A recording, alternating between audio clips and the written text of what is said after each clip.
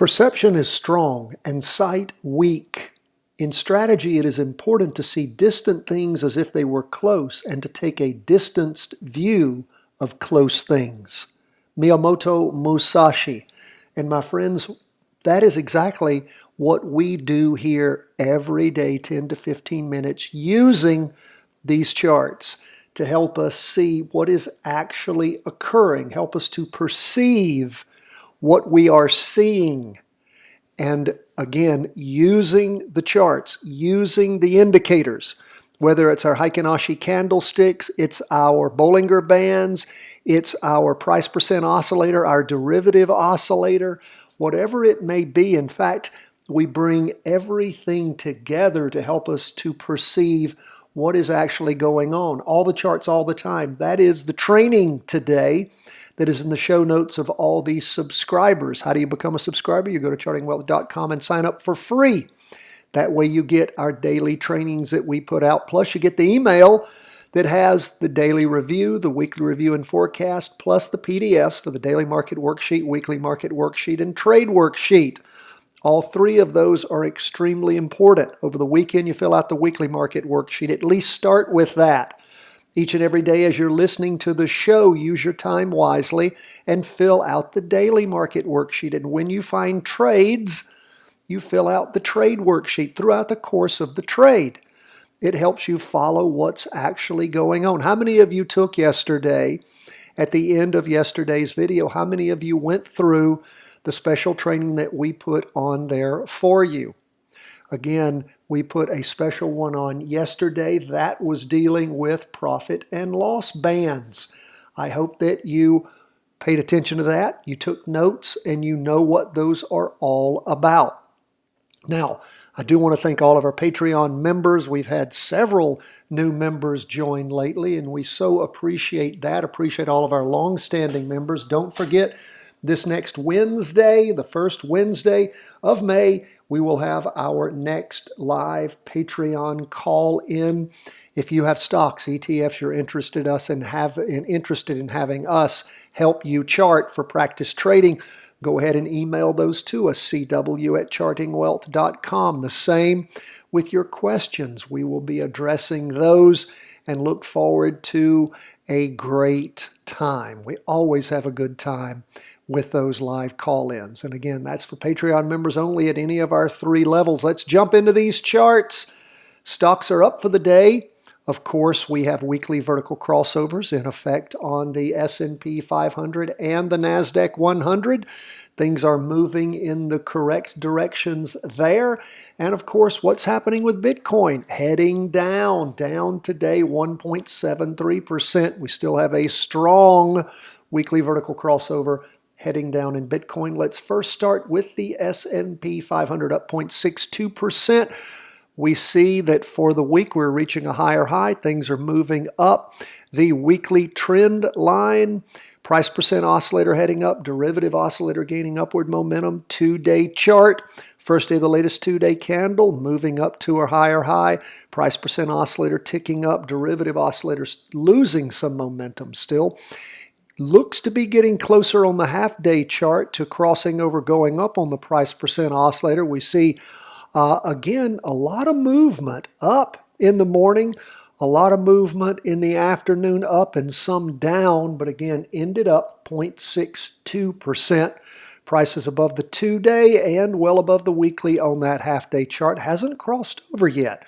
We'll feel better when that does cross over, if indeed that happens. And again, remember, profit and loss bands are in effect. Follow the rules, follow the plan that you made at the beginning. Now, we're going to leave the S&P, go to the other stock index we follow, QQQ, which of course is the NASDAQ 100, the tech stocks. What do we see there? Well, we see the price percent oscillator trying to pull away from the red signal line. We did have a weekly vertical crossover last week.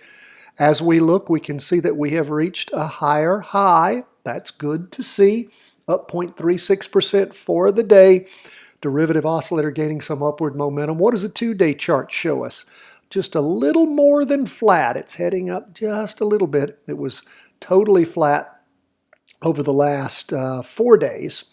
And again, this fifth day, we see things trying to move up. Now, we do have a green spinning top.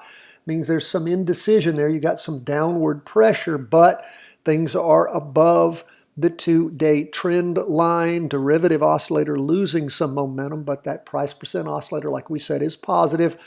Still haven't seen that half-day chart crossover going up. Want to see that happen. Up in the morning, lost some of that in the afternoon. Nonetheless, for the day, up 0.36%. And, of course, on that half-day chart, prices above the 2-day and the weekly. But you can see that downward price movement throughout the course of the day did penetrate both of those lines. So pay attention to that. Again, the rules are always in effect. All the charts, all the time. Let's move on to bonds, down 0.30%. And again, looks like we might end the week still with a weekly vertical crossover. We do have a red spinning top for this week. Price is falling below that 2-day trend line. We'll continue to watch and see what we see. What about the 2-day chart? Well, we can see where the 2-day has penetrated through that trend line, red down candle. This is the first day of the latest 2-day candle, but a red down candle forming, derivative oscillator losing momentum. Price percent oscillator is still a little more than flat. It's still heading up a little bit. But of course, again, we're paying attention to what's happening on the weekly and the 2-day. And look at this half day. Down in the morning, a little bit of a recovery in the afternoon. So let's continue to watch and see how things move for these bonds as we keep going through time. I'm hoping bonds are going to get a little pumped up by the end of the week. But if stocks keep rising, what do you expect bonds to do? Go down. Why? Because typically, again, in years past, everything sort of seems a completely different world for the time being. But in years past, when stocks were doing wonderfully, bonds didn't necessarily do so well. Why? Because money flowed from bonds into stocks and vice versa.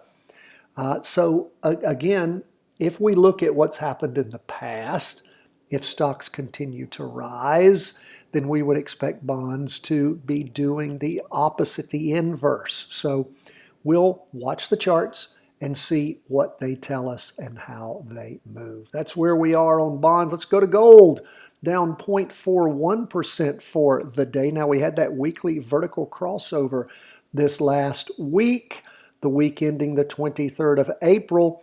This week is a weak week. Now, we do see that we're still above that weekly trend line. Price percent oscillator is trying to pull away from the red signal line. Derivative oscillator gaining upward momentum. 2-day chart.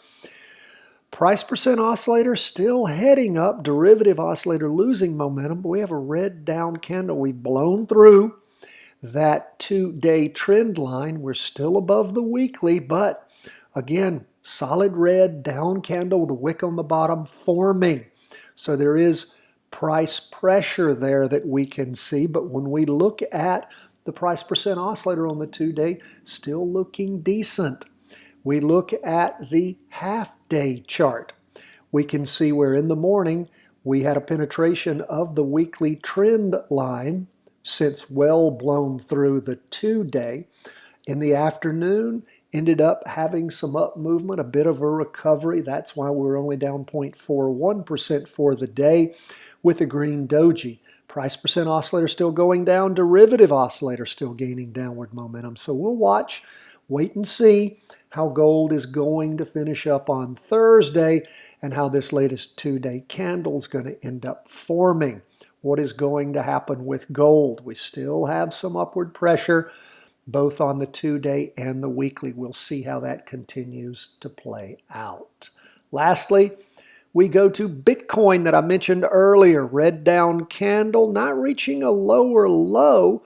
The low last week, 49,742. This week, 49,742. So again, not reaching a lower low, right at the same point, but price percent oscillator moving down, derivative oscillator gaining downward momentum. 2-day, we see the 2-day again hit that bottom, and the reason we had the low the same this week as last week was, if you look at that 2-day chart, you can tell why. Why?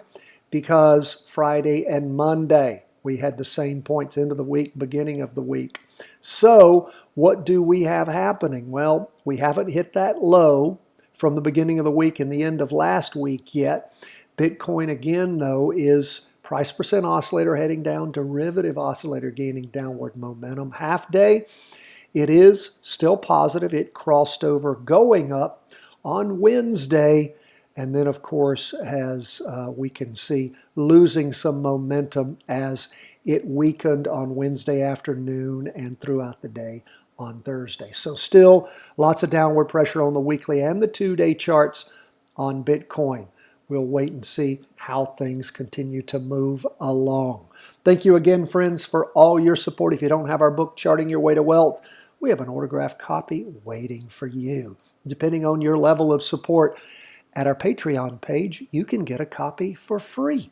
Check that out. God bless. All the best from the whole team at Charting Wealth World Headquarters.